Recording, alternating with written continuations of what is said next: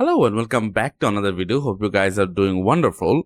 Now, I did try something like this a few months back where I tried to back up and restore an Arch Linux system while keeping almost everything intact. Now, in this one, I didn't really succeed, but I did get a few comments from you guys and it did help me realize that I could have fixed it, but this is not one of those videos. What I want to do is this is my system. So this is like the basic core system setup that I usually do and basically the things that I usually keep installed. So what I want to do for this system is that I want to back it up. So back the whole thing up and basically just keep it in a place where I can, whenever I restore the system, I can just continue on from here. So basically create an archive for my entire setup. So for that, someone recommended me a tool called FSArchiver. Now, yes, there may be better tools for this, but what I realized is that FSArchiver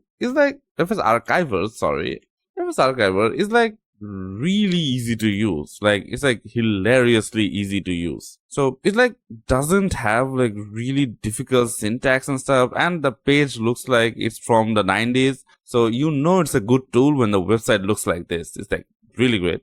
And yeah, it can do interface file system, cloning of different types of things, but that's all beyond the scope of this video.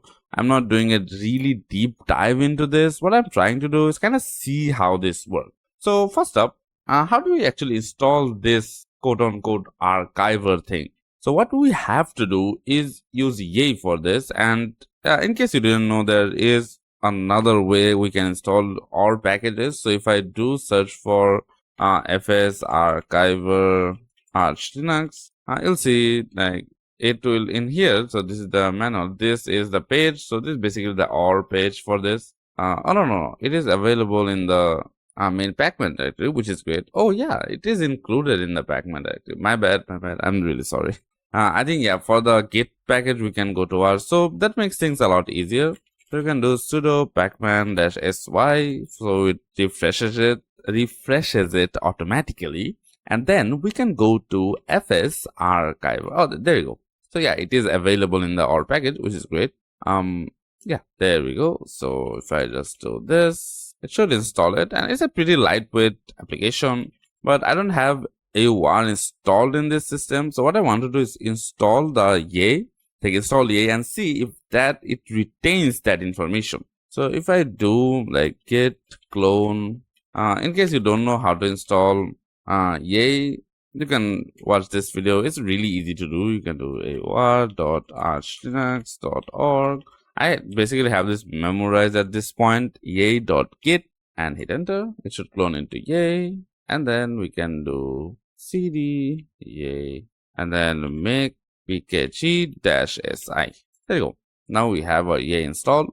Now, like I said, if this retains this information that Yay is installed and our whole of our configuration, that's a really good start into seeing that if it can restore the entire system. In that case, I'll just keep this file as a copy, and instead of having to like make VMs for every project I want to do, or maybe separate it from other projects, I don't have to, even if I'm installing it in my main system, I don't have to necessarily like install the whole thing and configure it again. I can just copy this over and it will just work. Hopefully that is the goal.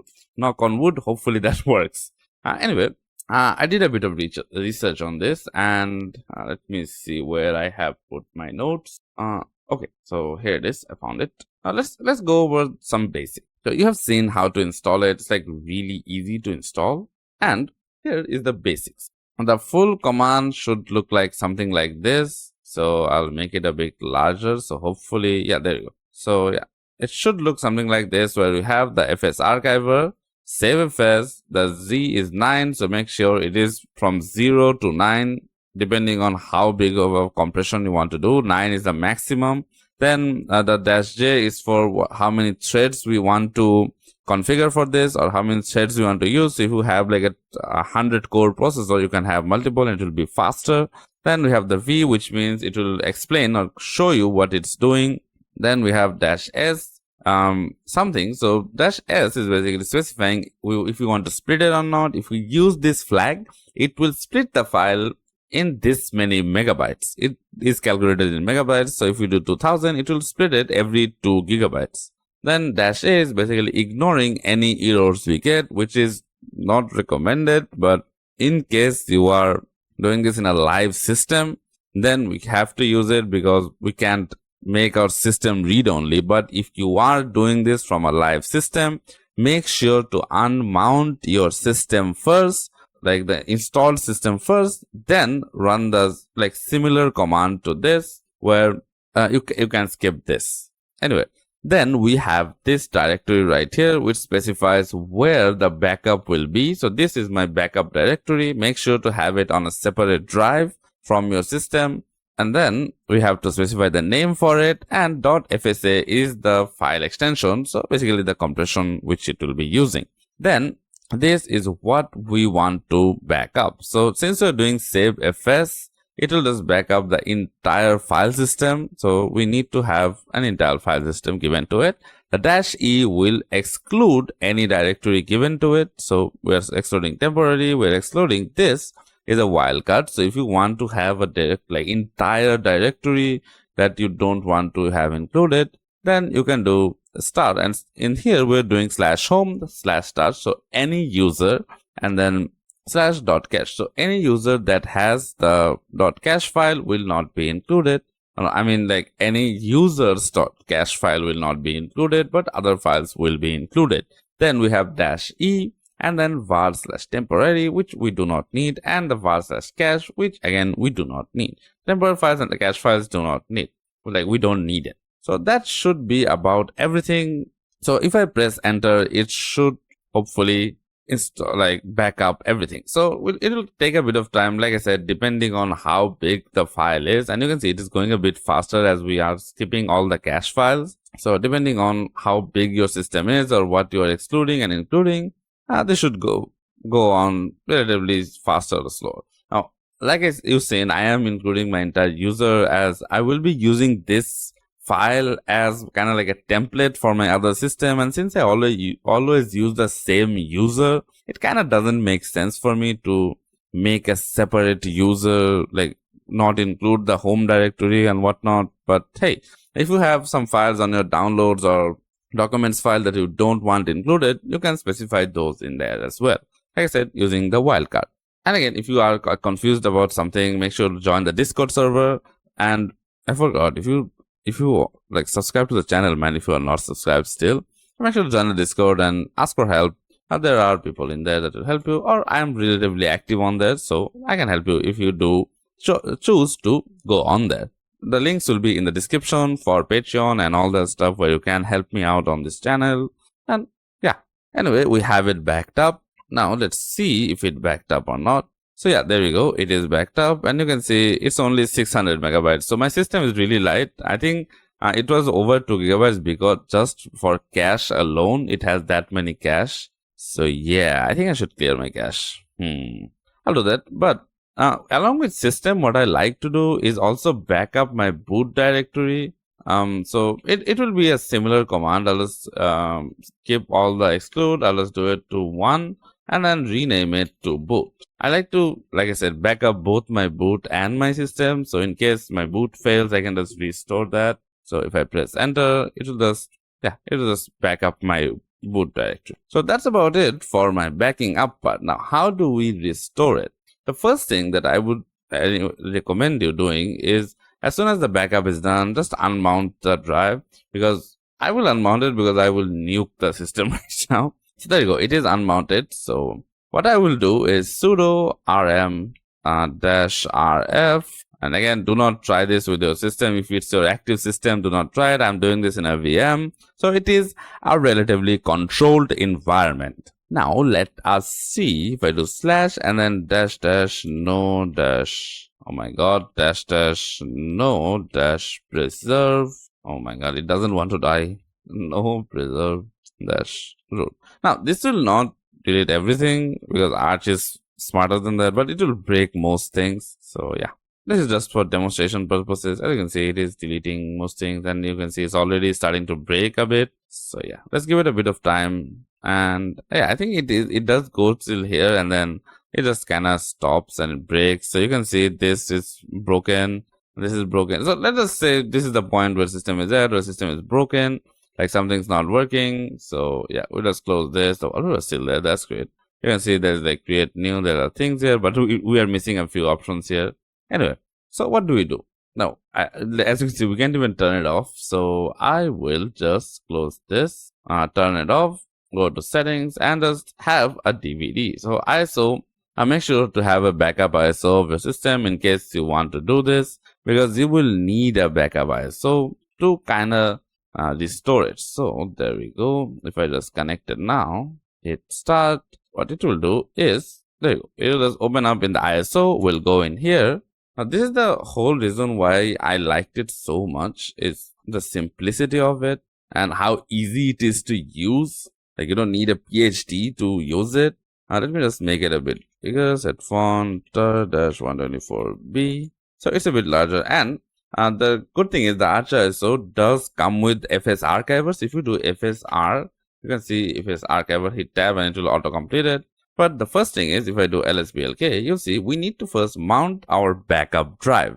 But do not mount your system and boot drive, as we will be restoring those. We don't want them mounted. Like, at least in this scenario, if you're using FSArchiver, you don't want them mounted. So we just want to mount our backup drive so we can access our backup files. So we can do, we don't need sudo, we can do mount. If I can type correctly, you can do mount and then /dev/sdb1 and then /mnt. Yeah, I'll just mount it to mount mnt. Yeah, there we go. Now what we can do is FSArchiver and then rest fs, so restore fs basically. And then the first thing is, first obviously I want it to be verbose so I can see what's happening, and you can do -o. So what -o does is overrides destination partition without asking. So it will overwrite everything in our system. So I would recommend you do this if your system is basically dying to the point where it's not even booting, it's not working, maybe it has a really catastrophic failure. Then you can do O, where it will overwrite every single file and literally override the whole system, so it doesn't leave residues on of your previous system. So yeah, keep that in mind. I've said overwriting is usually the good choice, but hey, it's not always the good choice. So now we have to select our FSA. So you can do mount, and then obviously we can do system.fsa. This is our backup file. Then we have to do an ID. Now usually I do is 0. So ID 0 is like the partition 0 from the archive. So since we didn't backup multiple in the single, multiple partition in the single file, we can just do ID 0. We can do destination. So dest equals to /dev/sda2. And that should be it. That should basically all we need to back up our drive. Sorry, restore our drive. So let's hit enter and let's see what happens. Am I missing something? Can I not use space? I think I can't use space. Yeah, we can't use space. My bad. You need to have the ID and the destination together. And you can already see that this takes a bit of time. As you can see, we're still on 1%. So the harder you compress the file, the compression will be really fast, but the expansion of it can take a bit of time. So we'll just give it a moment to kind of restore all our files, and I'll be back to you after this is done. So while that's happening, make sure to subscribe. Yeah, you guys do not subscribe. You guys are, I don't know what you guys are doing, but make sure to subscribe. It helps out the channel, man. Do it. Okay, to be honest, that didn't take as long as I hoped it will take, but yeah, it is done, but we are not done yet. Remember how I backed up SDA1 as well? So the boot, I will restore that as well. So I'll just do this, boot/FSA. ID will still be 0, as like I said, that is the only thing we backed up in that time. So it should restore them. Yeah, there you go. It is restored. So don't just restart your system just yet. There's a bit more we have to do, because since I basically nuked the system, there is no bootloader or anything there. So what we have to do is basically refresh the system and tell it, hey, there is a bootloader. And I would recommend you do this every time you kind of restore your system, so at least the boot works. So first I have to unmount the backup drive since I need mnt. So there you go. So now we will, where is that command? There you go, mount SDA2 to mnt. And then I want to mount SDA1 to slash boot. So there we go. And then I will do arch-ch-root, and then we'll go to slash dev. Oh, sorry, I mean slash mnt. Oh, we didn't back up a TMP, so note to self, must back up TMP. So if I think I can just make a directory mkdir slash mnt slash tmp, and that should still work. There you go. Now let's see. Yeah, that just works. I think the choice that we didn't choose to back up TMP did mess us up a bit, but hey, we can just create the folder and it should work. Let's see. So if I do grub dash mkconfig dash o slash boot slash grub dot conf cfg and then hit enter. Now that's about it. If I just do exit and then shut it down, I'll do shutdown first. So shutdown now, because we have to unplug the USB technically. So I'll go in here, I'll go here, none, apply, okay, and then start it up, and hopefully this just boots up. There you go. It is booting up, and let's see if the system comes to life. There we go. The system has come to life. If I go in, there you go. We are back in our system and exactly where we were. That's what I mean when I said that it will back up literally everything. So yeah.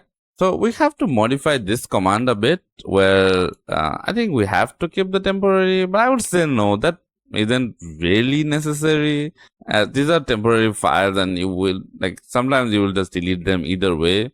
And you can just create the folder if the like I showed you, if the chroot doesn't work. So yeah, that should work. What the heck is going on? Now we have a system. Our system is working, hopefully. So what I would recommend doing is, as soon as you get your system back, we can do system/syu to update your system, as it may be behind a few updates, or it may be, as you can see, there are updates on this. So yeah, make sure to update it. What it will do is just update everything that from your last backup to this point. And hey, now I have a file that I can use to kind of like as a template for my other systems. So yeah. Anyway, I hope you guys found this video useful. Like I said, if you have anything to add to this video, make sure to let me know down in the comments below. If you have any problems or issues, make sure to join the Discord. The link will be in the description. And if you do want to help this channel out, make sure to follow me on my Patreon, or just check out the shop and get yourself something nice. And that will be all from me. And I'll see you guys in the next one. Bye.